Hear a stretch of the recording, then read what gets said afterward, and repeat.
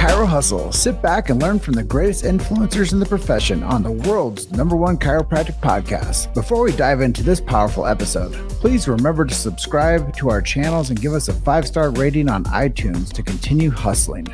This episode is brought to you by Chiro HD, Evo Creative Media, 100% Chiropractic, Chiro Health USA, Imaging Services, Chiro Moguls, New Patients in a Box, Pure Chiro Notes, Titronics, Sherman College of Chiropractic, Life Chiropractic College West, Pro Hockey Chiros, Pro Baseball Chiros, and the IFCO. You can benefit from our full list of sponsors by visiting our sponsor page at chirohustle.com/sponsors. Links in the description. Now let's hustle. Hey guys, welcome to episode 574 of the Chiro Hustle podcast. I'm your producer, Luke Millette, and here's your host, James Chester. So today we have the opportunity of interviewing Dr. Ronda Vaughn. And if you want to hear her story about how to ace the community and build events that people show up to, stay tuned for more. Welcome back. This is another episode of the Chiro Hustle podcast. I have Ronda Vaughn coming from the Detroit area today.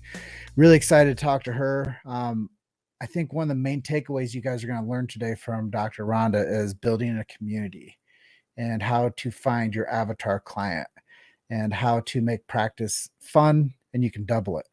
So before we get into Dr. Ronda's story, I'm really excited to tell you our big why. Why do we do what we do at Chiro Hustle? Freedom of speech is so important, and that's what our show does. We've never censored anyone, although we know what it's like to be censored. This small entity that produces a podcast on chiropractic just tries to help more people, and the big tech companies might not like what we talk about. So I never want to censor anybody or have anybody feel like we felt. So we will never censor anybody for their messages that they share with us on our platform. I know something I was talking to Dr. Ronda about is family freedom, family health freedom. And that's a big part of what we do too, because we believe that chiropractic plays a huge component into people having freedom of choice of how they take care of their families. And that's near and dear to our heart because we want everybody to have choice of how they take care of their families, and chiropractic should be a part of that lifestyle. We take a deeper dive. We go a bit more philosophical. We do protect B.J. Palmer's Sacred Trust. If you don't know what the Sacred Trust is, please go to your favorite search engine right now. Stop this interview and go search for B.J. Palmer's last words. You're going to know more about chiropractic and why chiropractors do what they do than you previously did. I guarantee you. Then we get a bit more philosophical. We do support subluxation-based chiropractic. One of our dear sponsors is Sherman College and Life West College. Because they're actually producing real deal chiropractors. And I think it needs to be said that we support those colleges. And then last but not least, we believe in innate intelligence and universal intelligence. We believe that when man or woman, the physical gets adjusted, it connects them to man or woman, the spiritual. And third generation chiropractor here, Dr. Ronda Vaughn. Mm-hmm. Welcome to Chiro Hustle. Hi, thanks for having me.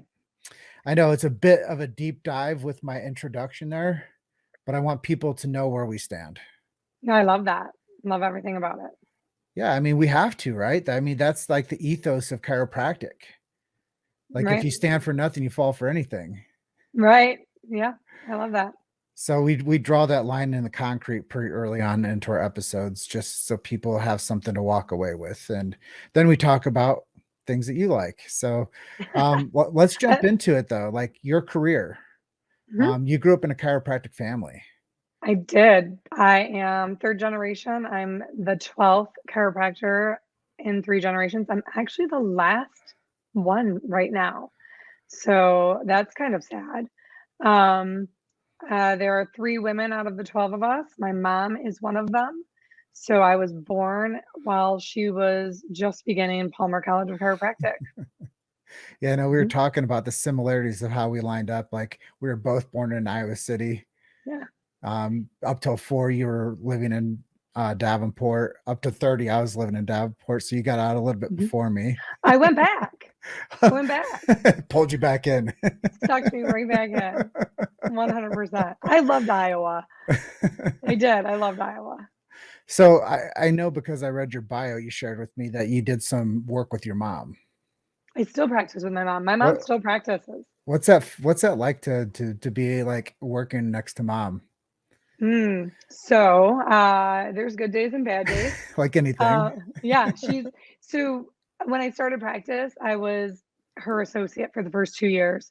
She was very kind to me, but she wasn't going to hand me anything. Nobody handed her anything when she had to buy a practice when she started.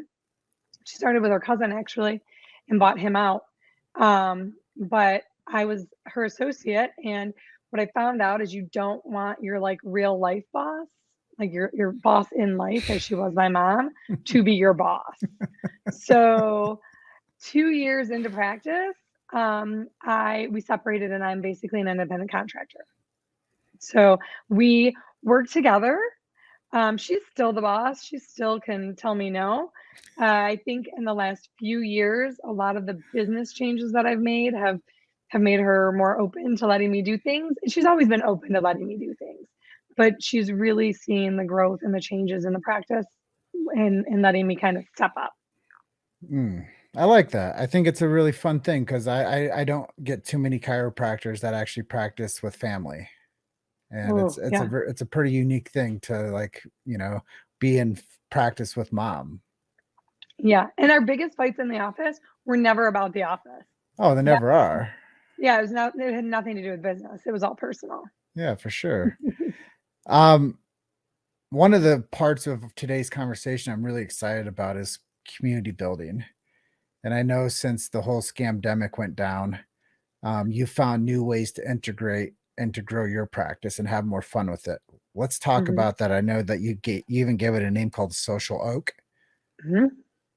Yeah, so I think that it was a perfect time. I think that 2020 really showed us we knew people needed people, but I was seeing specifically my moms because I felt like that their husbands were going back to work and allowed because I'm in Michigan to go back sooner, and these moms weren't stay-at-home moms, and now they were possibly working from home and homeschooling that they weren't choosing to do, and they were losing it.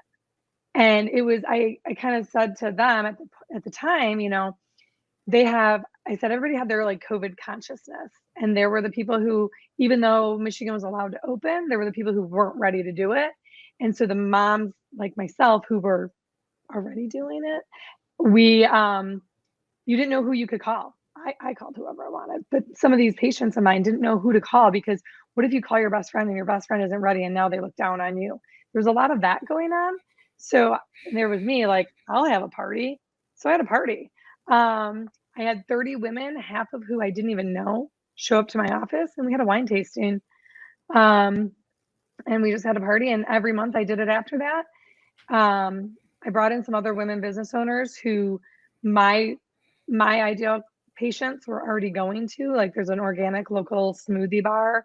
I brought in them. I brought in a float place, places that my patients were going, and so they invited their friends. I invited my friends, and now every month we have a party, a community of 50 to 200 women. That's what we call cross-pollination marketing. Right? Yeah. Yeah, that's really cool. So, and it's honestly like there's no sales at these parties.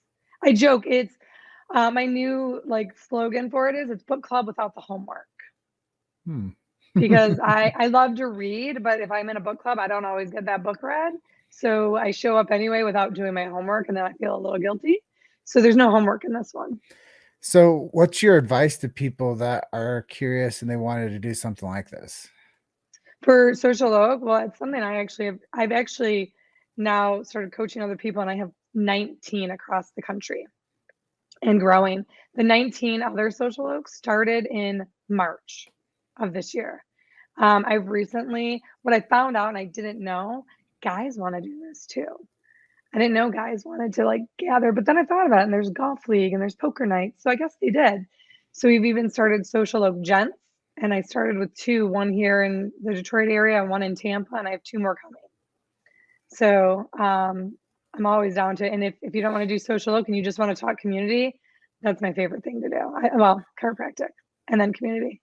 But I think it's really grassroots, but it builds people into your ecosystem too. Yeah, so people want to do business with people they know, like, and trust. And so when I'm at these events, I do go by Dr. Rhonda just because that's what people have called me in the community. But there are times, because I'm not salesy there, I've had people ask me what kind of doctor I am, because say Megan brought them from her circle of people. So they just get to know me as me, and there's no real, people are still afraid of chiropractors sometimes, and they don't, they hear all these stories about us, but then when they just meet me on a Thursday night at an event with a bunch of other women, they're like, oh, she is kind of normal. They get to know me. Yeah. And I think what you said, know, like, and trust is how, I guess my question for you is like you meet them, you have a Mhm. Thursday night event, whatever, and you build rapport with them. How did that translate to you doubling your practice then? So ideally, when I first started doing this, I Because you always said joke. there's no sales.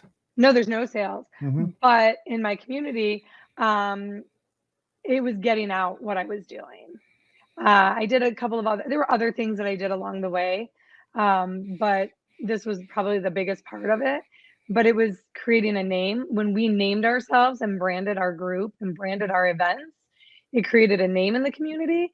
And I always joke, my target market or ideal client is actually a woman, because every time I walk into my room with a new patient, if it's a guy, the first thing out of my mouth is, did your wife send you, or was it affecting your golf game and your wife sent you? So there's no reason for me to market to men. I market to women because they're making the appointments with men.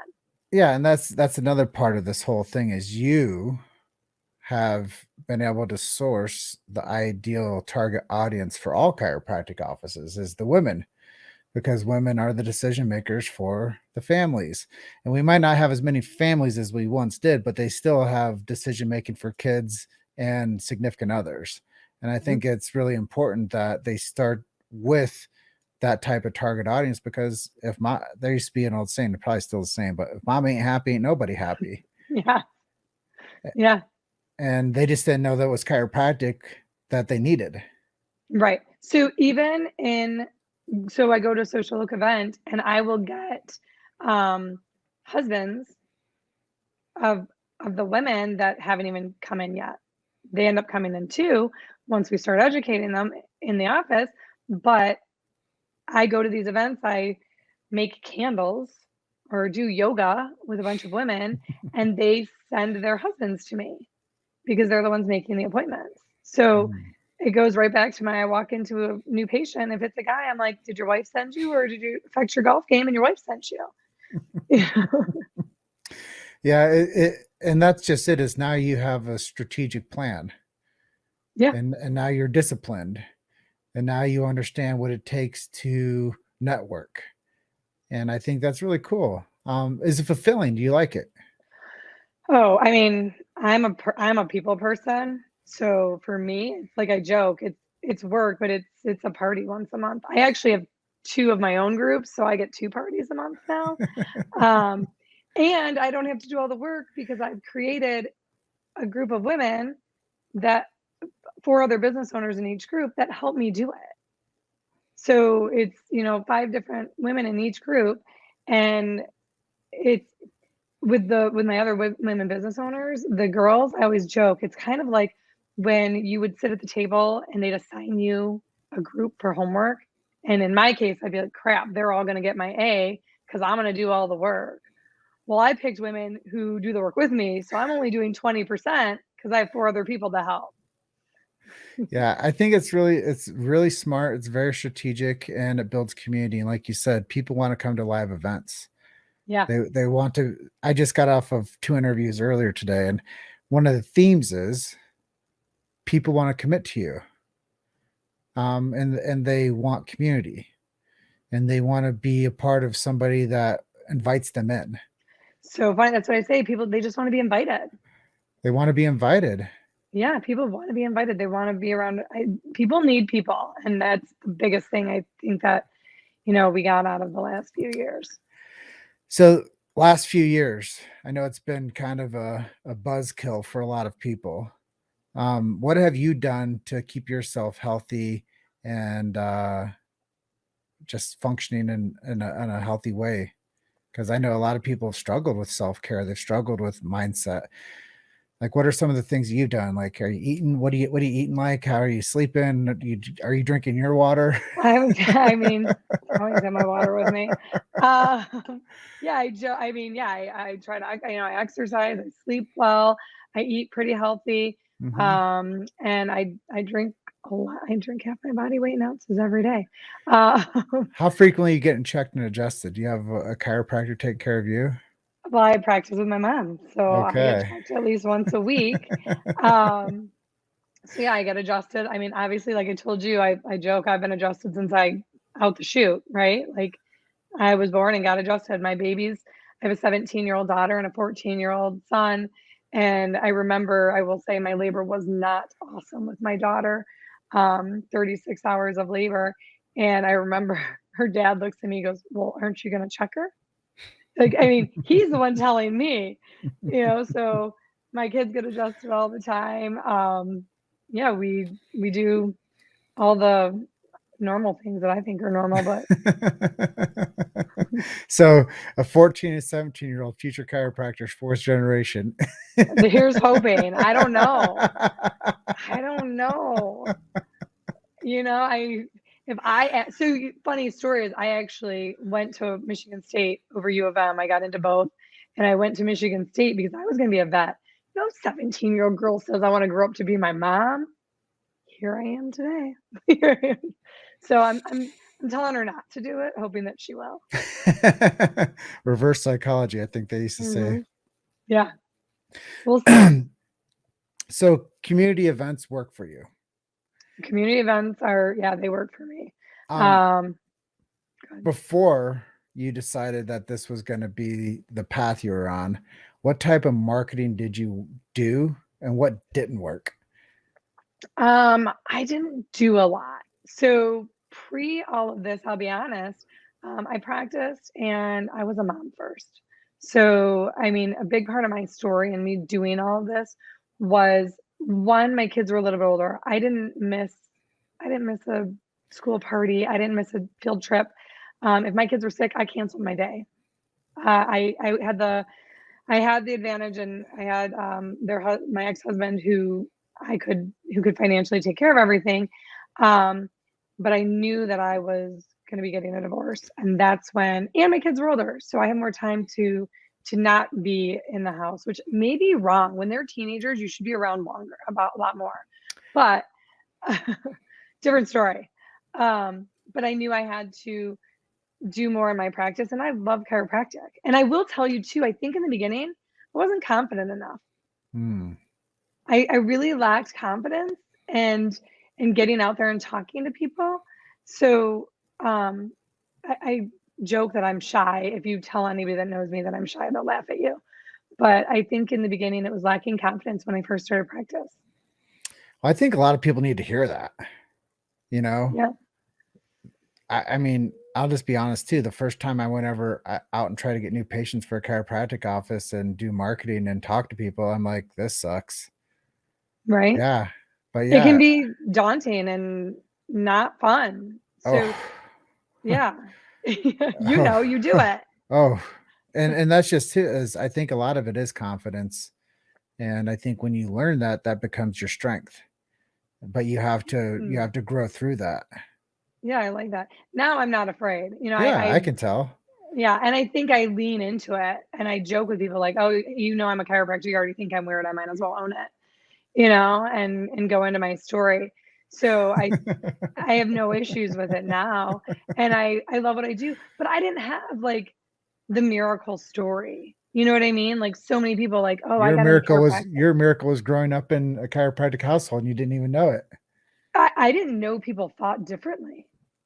I didn't know. I remember being in 6th grade and one of my friends took a Tylenol.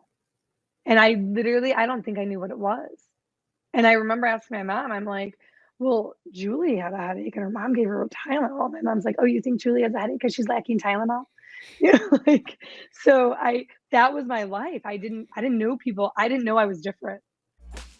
You made it to Chiro Hustle. Sit back and learn from the greatest influencers in the profession on the world's #1 chiropractic podcast. This episode is brought to you by Chiro HD, Evo Creative Media, 100% Chiropractic, Chiro Health USA, Imaging Services, Chiro Moguls, New Patients in a Box, Pure Chiro Notes, Titronics, Sherman College of Chiropractic, Life Chiropractic College West, Pro Hockey Chiros, Pro Baseball Chiros, and the IFCO. You can benefit from our full list of sponsors by visiting our sponsor page at chirohustle.com/sponsors. Links in the description. Now let's hustle. Or thought differently. Yeah.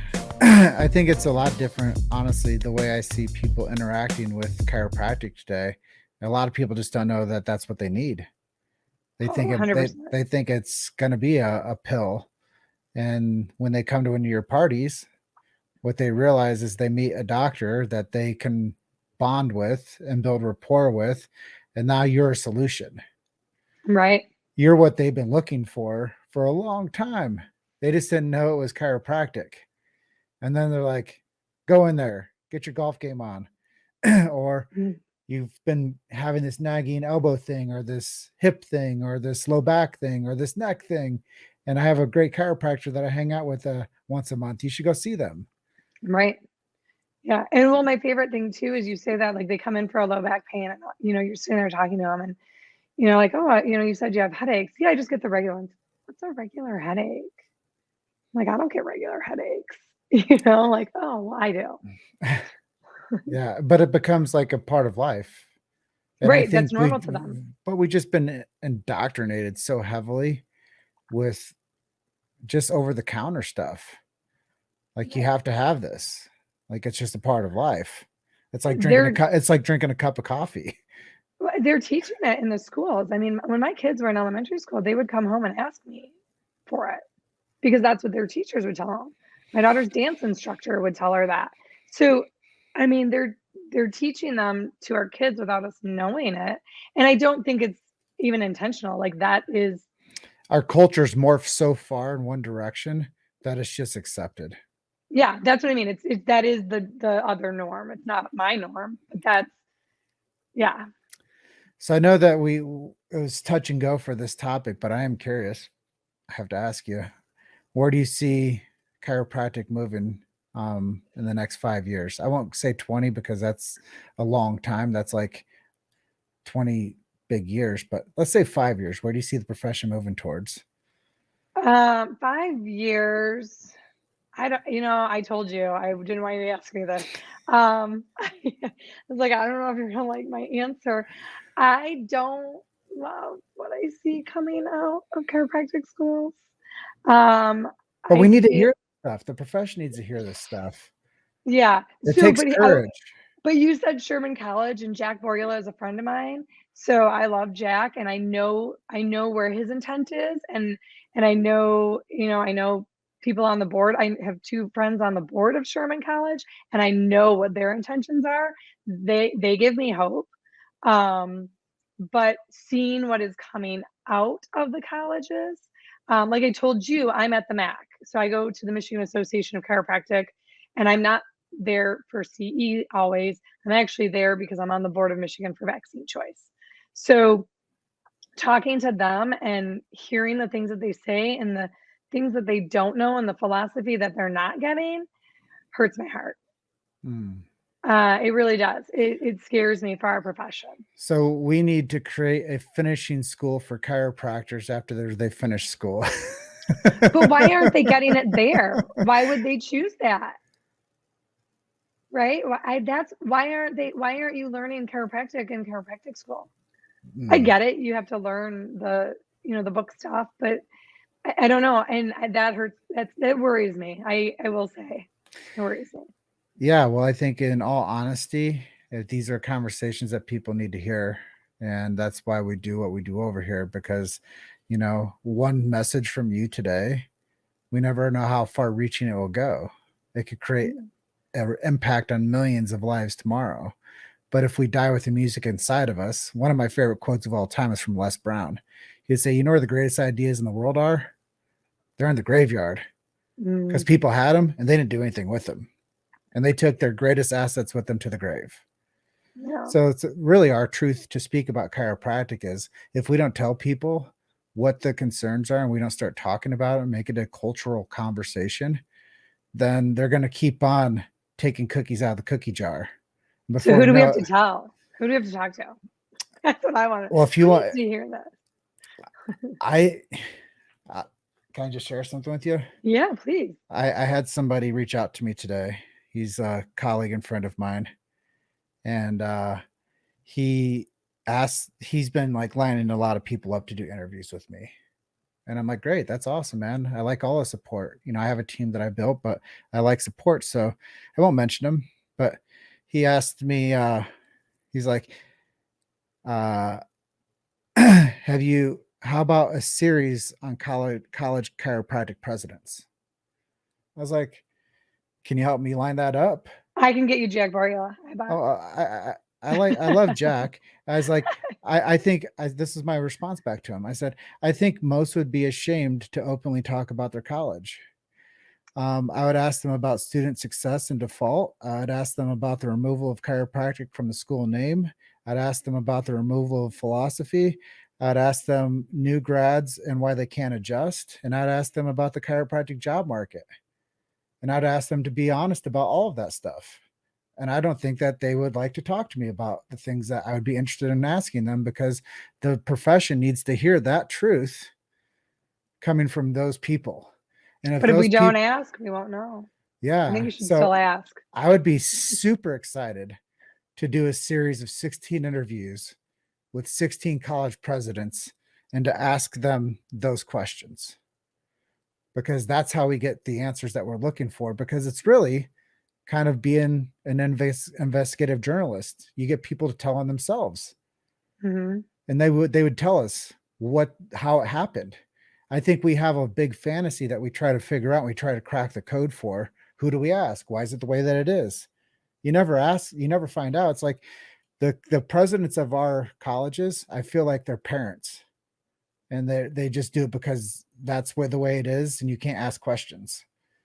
But I think as a professional group of doctors, you guys are all leaders, and you guys all deserve the truth, and you guys all deserve the message from even the top level at those educational institutions.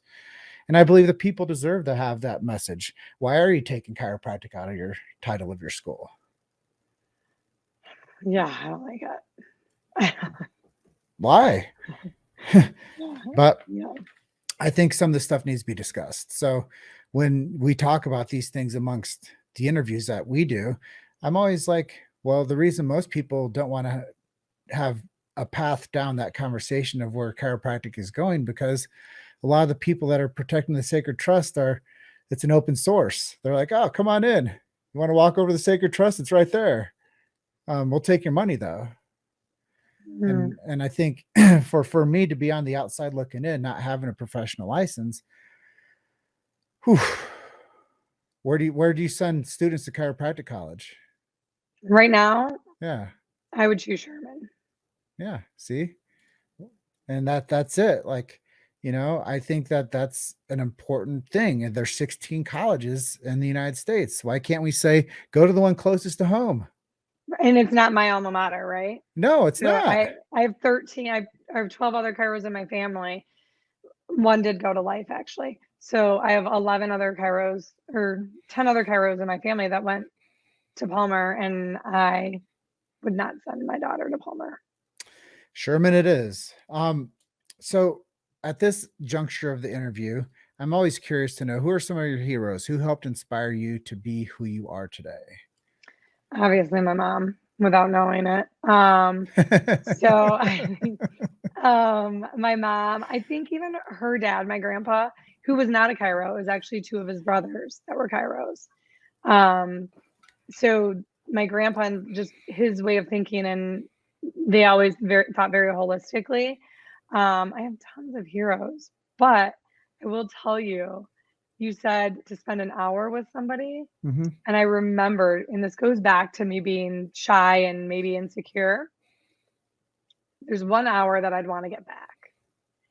when I was in school in the very beginning, I was in the East Village at Beer Stube, and I was sitting at the bar with Fred Barge and like a brand new student, and just he even bought me, you know, like I don't know if you remember the lady that would walk around with roses. I used to bartend at the Beer Stube. You did? I bartended at Mount Street, around just down the corner. I got engaged at Beer Stube, actually. I used to go to Mount Street. I bartended at Mount Street. Wow. But I was sitting at Beer Stube with Fred Barge and his wife. And he bought me one of the roses from the lady who walked around. Oh, I remember. And she had a red jacket on and poofy hair. Yes. But if I could get that hour back, I'd have so many better questions. You know, but then I was like, deer in a headlight. And he was joking around and talking with me and just, you know, but if I could get that hour back, I'd want that hour back. Wow. Beer Stube's not there anymore, by the way. I know, but there is one in LeClaire. I'm not sure if any of them are open anymore. Oh, is that one gone too? They had one over in Molina also. Okay, I did not know it was totally gone. I'm not sure, but next time I go back to Davenport, I'll report to you. Okay, I was gonna say I'm gonna text my girlfriend because she lives right by the one in LeClaire. You should. I'll let you know. And then report back to me. Okay, I'll let you know. So at the end of this, I don't always ask this question, but I like this question. Oh boy. A miracle story. What's something you've seen over your practice career that you think might inspire someone if they're thinking about chiropractic, that it might be for them? So, okay, that was another kind of trick question, I think, when you said that, because I think that there are a lot of little miracle stories that we may not see as miracles, but they're miracles to my patients. So just, I mean, right off the bat, a couple of things I thought about, like I just had a toddler who would not go to the bathroom. You know, she'd cry and scream in pain. And then she didn't want to see me because, you know, her mom had already taken her to every medical doctor. They poked, prodded, and given her all kinds of garbage. And she feels wonky already being around strangers. Well, and I'm the next doctor. I mean, her mom tells her you're going to the doctor, but I'm not like any other doctor. You know, I'm sitting on the ground with her, holding her, talking to her. Got her on a comfy little pillow. Right. Yeah. So, I mean, when the mom comes in and says, "Oh my gosh, she went poop without screaming and crying," that's a miracle to that mom. Yeah. Right. Or even something silly, like I had a woman come in and she was getting married in 2 days and couldn't walk. She's like, "I need to walk down the aisle." Wow. Like that's pressure. You know, but I always say they'll come in and they're like, "It worked." I'm like, "Why are you surprised?" I'm not surprised it worked. You know, this is what we do. That's what your body's made to do. So they're all, I don't think there's one miracle. I think the little things are miracles to them. Well, I love that. And that's a slogan in chiropractic is expect miracles. And I think that it's really authentic and real. And I think that the more people that just at least got checked and visited a chiropractor, it would probably change the pattern of every day moving forward in your life, because you wouldn't have vertebral subluxation. And I think that if we adjusted all the world leaders of all the confused people that are angry and vindictive, and we just gave them a C1 Atlas adjustment, we'd have a whole different world that we live in. And that's why I love guys like Liam Schubel that will always say, like, we need to check and detect vertebral subluxation of children all across the world. And it's our duty and our obligation to remove the vertebral subluxation so people can live at their optimum level. And I think that's really the big takeaway is you're allowing that baby to live at optimum level. You're allowing that mom now to sleep and regain her vitality at optimum level. You're allowing that lady to go get married and have optimum level. And I think that that's a part that we don't discuss enough within the chiropractic space, is like it optimizes people's human potential. Yeah, 100%. I like that. That gave me goosebumps. Yeah. Well, I think it's so powerful after we have so many concentrated conversations on Chiro Hustle about, you know, somebody asked me the other day, like, do you get tired of having the same conversation? I was like, no, because everybody that I get to connect with has their own story. And like you, when you invite somebody into your space, you make them feel a part of your community. And when you do that to people time after time, now I have the greatest Rolodex of natural healers on planet Earth. And every single one of you guys is amazing. Every single one of you guys has a really powerful story. And if I learned anything over the past 6 years of interviewing 1,200 chiropractors, is we just have to keep telling the story. And if we don't tell the story, someone like my buddy Roberto Monaco always say, if we don't tell our story, someone will make up one about us. Yes. So we have to drill this down, and we have to be consistent with it. We have to have passion around it, and we have to be authentic and real with it. But chiropractic will save people's lives. They just have to give themselves permission. Chiropractic does not well, right? You have to give yourself permission. Right. Yeah. And that's a hard thing for a lot of people, because they're like, well, gas is more expensive. They're like, well, XYZ is more expensive. And what happens is, if you don't optimize your health and your vitality, then you become more expensive. Yeah, you got nothing, right? Yeah. Yeah. Well, this is my drop the keys moment. You don't have to believe in chiropractic, but it works like gravity. Yeah.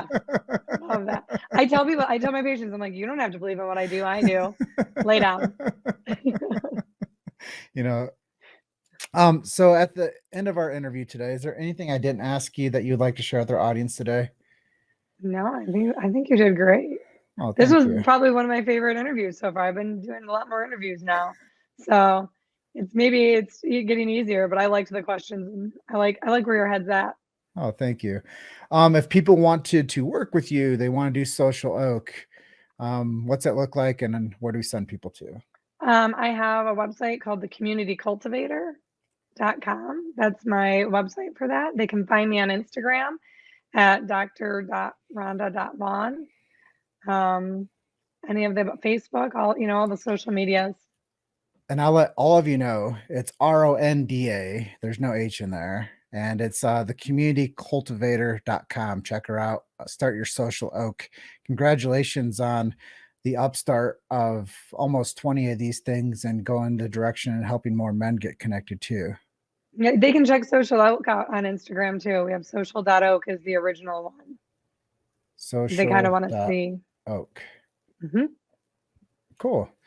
Well, Dr. Ronda, thanks for being episode 574 of the Chiro Hustle podcast. Thanks for having me. I love this. Yeah, it was a lot of fun. And I'll close out by telling everyone, like I always do, you're just one story away. Keep hustling. I'll see you guys on the next episode. Thanks so much. Bye for now. Thanks for listening to Chiro Hustle.